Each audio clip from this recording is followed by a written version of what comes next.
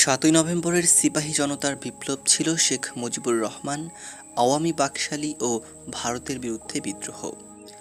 সাধারণ সিপাহী জনতা এই বিপ্লবে স্বাধীনতার ঘোষক জিয়াউর রহমানকেই নেতা মনে করেছে। ৭৫ সালের আগস্টে শেখ মুজিবুরের হত্যাকাণ্ডের পর আওয়ামী বাকশালীরা বা শেখ মুজিবের অনুসারীরা কে যে কোথায় লাপাত্তা হয়ে গেল তার কোনো হদিস পাওয়া গেল না। অবশ্য শেখ মুজিবের সহপাঠী বা আওয়ামী নেতাদের একটা বিরাট অংশ শেখ মুজিব হত্যাকাণ্ডের সাথে হাত মিলালো এবং হত্যাকারীদের নেতা খন্দকার মোশতাক আহমেদের নেতৃত্বে সরকার গঠন করলো। আর আমরা গুটি কয়েক ছাত্র নেতাকর্মী রাজনৈতিক তৎপরতা চালাবার বা মুজিব হত্যার প্রতিবাদ করার চেষ্টা করেছি।